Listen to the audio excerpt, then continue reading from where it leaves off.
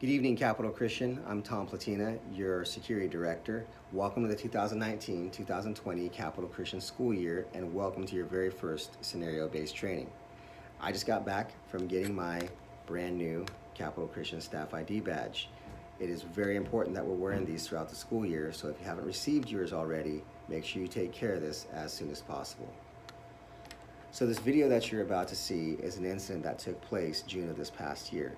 It is nighttime, and as much as I know that most of us aren't here during the nighttime hours, the principles is to make sure that we're being aware of our surroundings, make sure that we're noticing those red flags, and how to respond to those red flags. Again, I know it's nighttime hours in this video, but it's not uncommon for some of us to show up during the nighttime hours or during times when security is not readily available.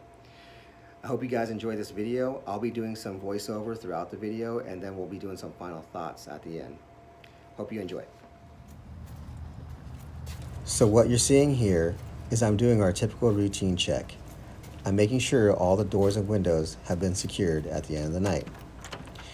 In this video, I'm on the east side of Building E, which is a middle school building, and as you see here, I notice a cell phone that's plugged into the outside wall socket.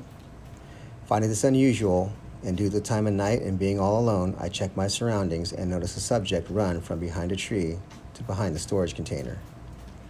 In an attempt to keep myself safe, I maintain a visual on the subject and continue to walk down the hall to put myself in a safer position. Let's look at it from a different angle. Again, here I am, walking the hallway, checking all the doors and windows. Once I noticed the cell phone, the subject must have saw me do this, and he ran to hide in a much more concealed position. This should be a red flag to anybody.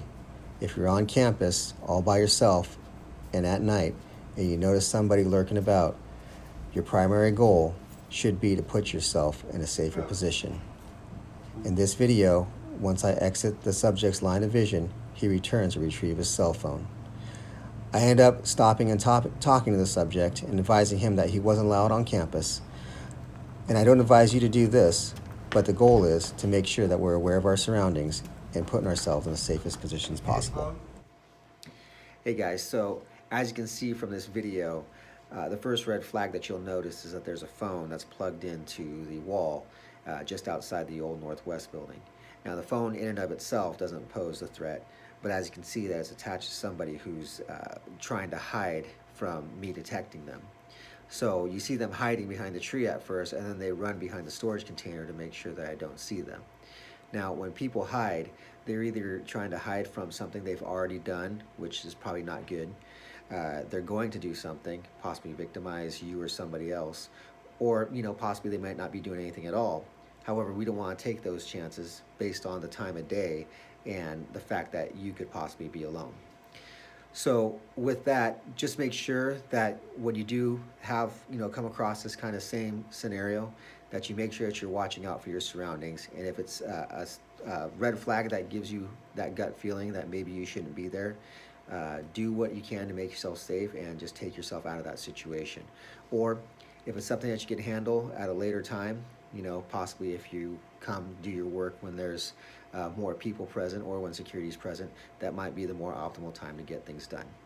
So again, thank you for watching this video. I hope we all, got a good idea of what we're looking at when it comes to situational awareness, and I'll see you next month.